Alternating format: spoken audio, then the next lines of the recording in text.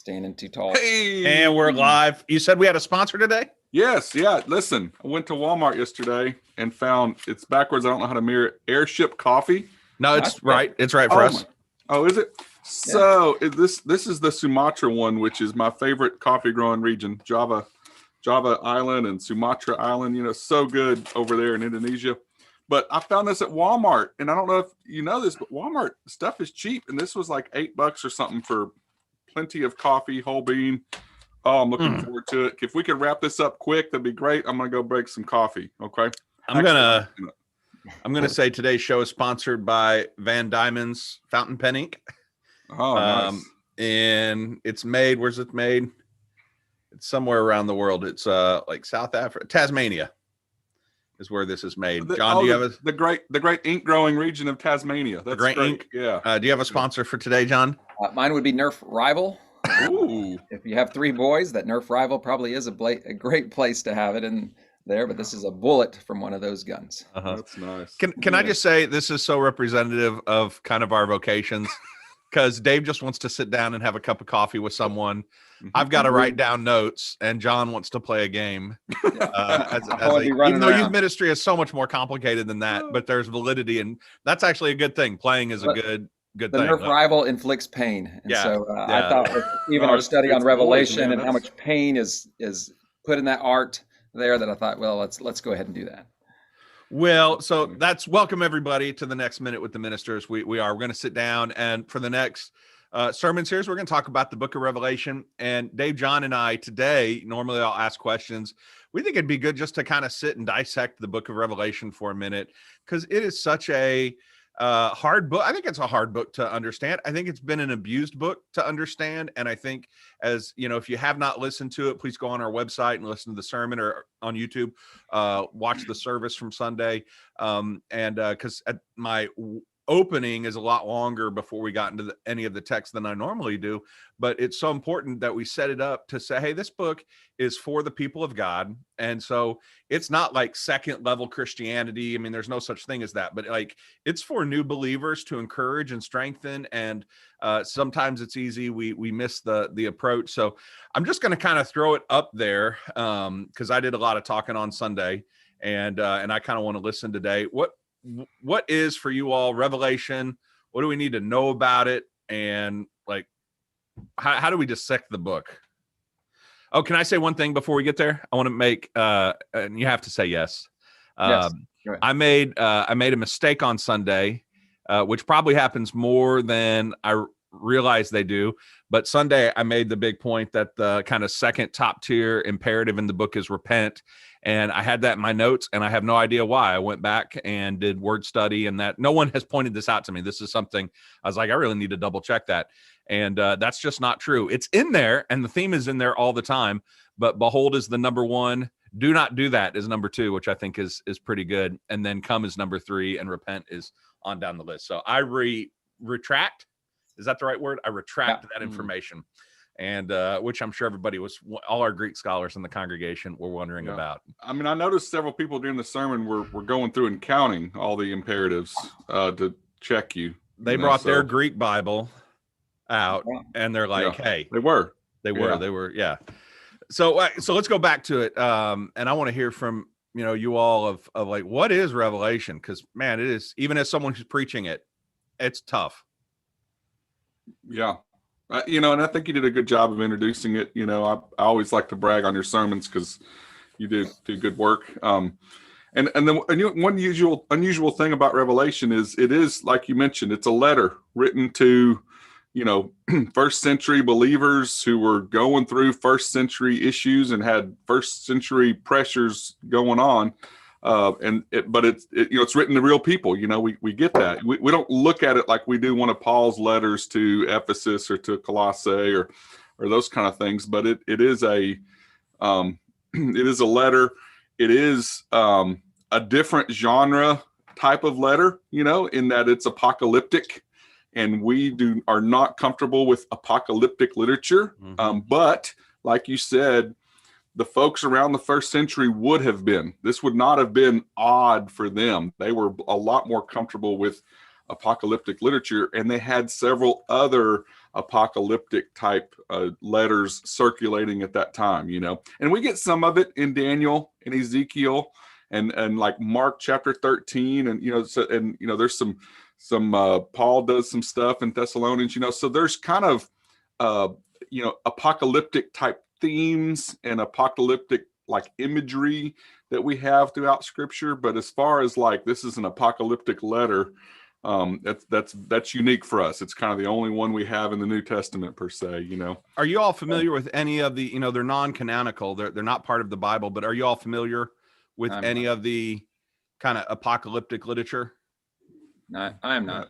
Dave's saying he is. It's up there. Yeah, it's way up there. Yeah. So if someone was wanting to say, hey, like, I just want to read something, because a lot of it's on the internet because it's so old.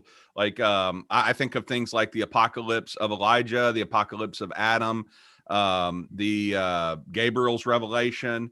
And if you just search apocalyptic literature from the first century, a bunch of stuff will come up. There's good reasons it's not in the Bible, right, Dave? Our New Testament scholar. Yeah. You're right. It's extra canonical. It's like other literature that was written that the church did not feel like they needed to use it for their worship and for their gatherings for, throughout church history. So it did not get, in our Bible, which is, you're right. It's important. Some of that doesn't need to be in there. I get that, but it's still useful literature to help us understand that for us, this is really odd. For the folks that it was written to, not so much, like they're going to get it, they're going to be a lot more comfortable with it, and so, I think just the type of literature that it is, I think it's important to kind of lay that out and just let us know that when we're dealing with a different type of genre, the rules that we have to use and apply to read it and hear it and see it are going to be a little bit different. And we just need to be okay with that, It's kind of, go ahead, John. Go ahead. And that's huge because of how, we've kind of been raised and taught to read the Bible, that it is this instruction booklet, it is this manual, it is this thing to apply, and absolutely. But then when you're reading this Apocrypha book, that like there's a lot of pieces where it's just, man, there's some art in here, and reading that art doesn't allow us to just kind of apply it in a way. And I can remember growing up and having the acronym of Bible. It's basic instructions before leaving Earth. And many of you might have heard that, seen that going around. And it's like, but here in Revelation, here in this writing, it's like, let's try to completely remove that and allow ourselves to see what art is being displayed, what is happening with this kind of imagery and this writing in this letter that can be much more beneficial for us versus just trying to figure out this is and when I move it from a first century to a 21st century, this is my parallel, and this is what it equals, and this is what it's absolutely telling me to do as I walk down whatever in my life.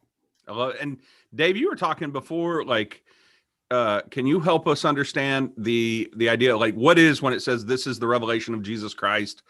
And, I talked about it a little bit on Sunday, but like, what is revelation? Like that word, when we say this is a genre, what is the genre? Yeah. Well, you're right. It's like, what type of literature is this? And I think, and we were talking very briefly earlier, it's like we acknowledge that this is apocalyptic. So it's designed to reveal something. So that's kind of, apocalypse is a revealing of Christ, so it's designed to tell us something about Jesus. But the unique thing about this that you hit on is right there in that first verse, early on there, it's like, it's a revelation of Jesus.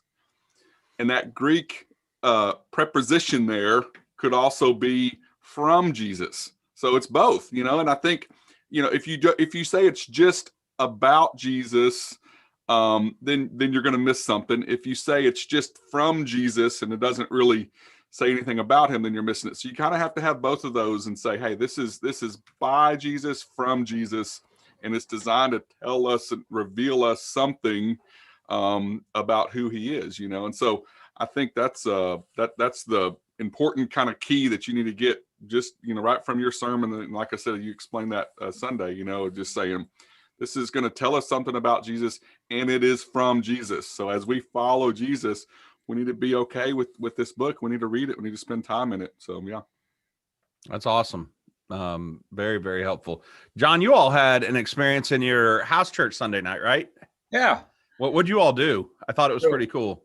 Yeah, so just kind of hearing, the beginning of the chapter, Betsy reading it, and then just hearing from the sermon, just this time of like, yeah, we need to spend some time in Revelation, while at the same time knowing that sometimes we hear stuff on the sermons and then act like now I got to go personally apply that, and I got to keep that in a I don't know, a corner or something where I'll do the homework myself. And so I just was talking to them and just kind of thought, like, instead of just doing this by ourselves, let's do it together and let's read it out loud. We'll take turns reading it, 2 chapters max. You don't have to read 2 chapters, but 2 chapters max. And no one follow along. Like, it's just about listening and hearing if you're not reading it. And then if you're reading it, it is just about announcing it. It is about proclaiming it as you're reading it. And we got through a little over half. I think it would take almost a little over an hour to get it all, but we did some time hanging out a little bit. And so I think we'll finish it this next week. And part of it is there's this hard ability to not let your mind wander, to allow yourself to see the images that are being announced, to allow yourself to just move along. And I would say, like, one of the things that I was kind of tracking along with as we were reading it all together was the different imagery that was used for Christ. That the Lion, the King of Judah is here, and then all of a sudden he's a lamb, and then there's one part where it's like he's the lamb that will shepherd the people, and I'm like, he's a lamb, but he's a shepherd, but what? And so those things you just kind of like want to really, I guess if you're reading about one chapter, you just kind of hear it and you move along, but when you're reading it all together, you start, oh man, this is popping out. This is being seen. This is showing up. And then there's things that just absolutely confuse you. There's a time where it's like, John's like, I wanted to write this down, and then I was told not to write it down. And I'm like, well, how's that help us? Like, what do you mean you can't write? Like, what? So you're telling me there's some mystery that's out there that you weren't even allowed to write down, but you were allowed to witness it. And I don't know. So that all those things become, I think, like I said, you're blessed by hearing it and being able to spend that time in community. And I'd encourage other house church leaders or house churches or any other kind of group that you're part of. Like, if you're a book club, here you go. Let's just read it together. That it could be fun and blessing. I was even thinking, like, imagine if we had someone from the first century, like, come to the 21st century and we took them to a movie, how many questions they would have, right? So, like, what's electricity? What's a car? What's a cell phone? And so a lot of those things are just kind of built into our, like, we understand those symbols and the signs. Like, when you're in the car and you stop at a stop sign, the octagon with the red means to stop. And then think of us going back to a book that was written 2,000 years ago, full of signs. It's kind of the same sort of thing. It's like, what does that mean? What does that mean? What does that mean? And so it's almost like we need a moment to breathe. And like, that's why I loved what you all did in your house church, because it's just like, let's let this just kind of wash over us and say, yeah, there's a lot we don't understand. But even what you just did, I think, is so critical that you don't get if you take it in snippets, because you're like, oh, Jesus is the lion, and then he's the lamb, then he's a sheep, then he's a shepherd. What? And it really picks those things out at like the 30,000 view, right? Yeah, absolutely. I mean, and to even think, like, with what you were saying about this movie part, where we're not really familiar with a bunch of other apocryphal writings, but the apocalyptic piece really shows up in a lot of films, right? You have all the ways the world's going to end, and how the way someone's going to come back and win, conquer, help humanity, the helplessness of it, and all this kind of stuff that just bridges in there. And sure, it is not always a Christ-forming or Christ-centered movie, but there's just, now you're finding a little bit that allows you to sit with a little bit of comfort. Yeah, completely entertainment, but I'm finding a way that I am allowing myself not to define literal end of times, but allowing myself to find comfort in the revelation of Jesus Christ and his victory. Mm-hmm. Did you all grow up with any sort of like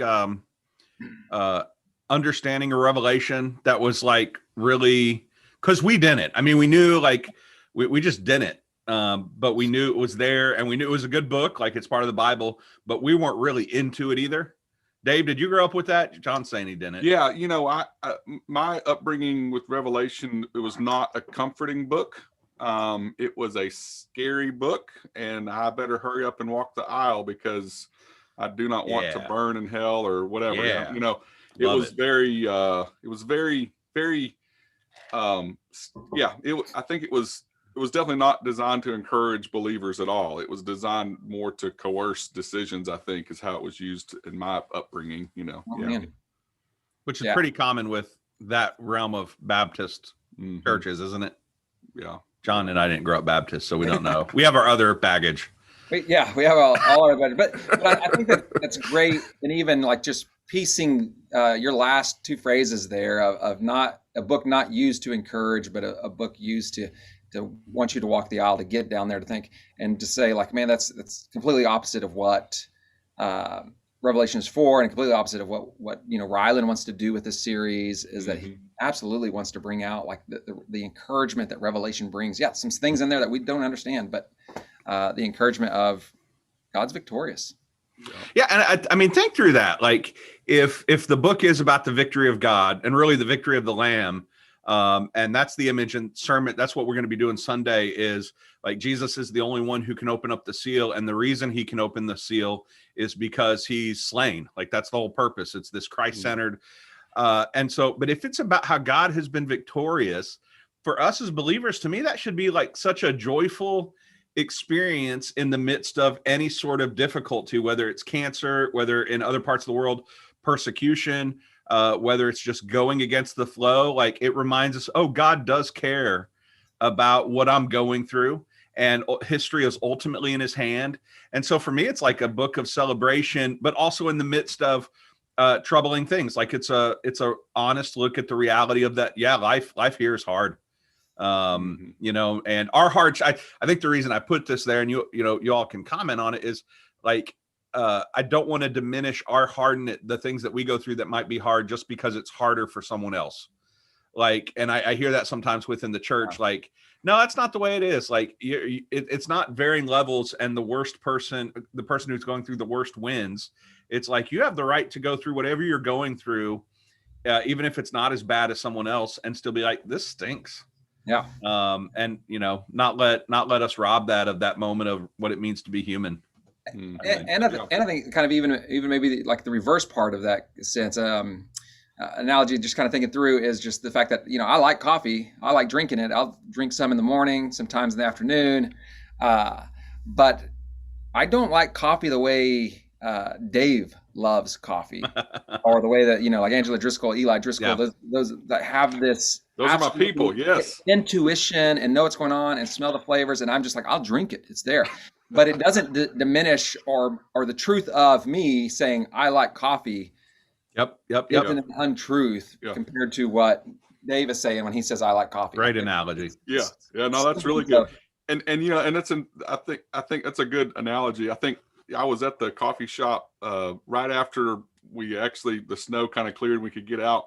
And so I'm there with my fellow coffee snobs, and part of the camaraderie was, hey, we weren't able to get out. What did you drink at home? And they're like, man, I had McDonald's coffee and I had some of this Folgers.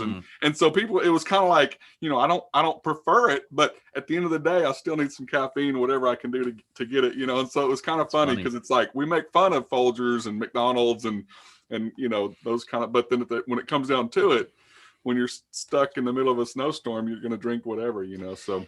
Dave, serious question. Have you always been a snob? And if so, about what else? Yeah. Oh, everything, everything. And it is it's a really unique form of pride, because it's kind of like, I feel like everything, it's not just my coffee snobbery. It's just anything. It's like, well, of course, but it goes back to me being a baseball player. I cut out my jersey over here, but it's like us baseball players, we as a pitcher, especially, I feel like I'm in charge, I'm in control. I've got the ball, I start the play. And so that just kind of continues to bleed into all my life, and in my snobbery and pride and those kind of things, and I'm sure Revelation could speak to that somehow. Nah. No. Well, to the point also that it's still, part of people's truths as they move through their relationship or their discipleship with Christ, as they move through their vulnerability with Christ. I mean, you're kind of thinking in there that there's just, a lot of different ways that I don't experience coffee that Dave does. But there's other things that allow me to just be broken and be open with Christ.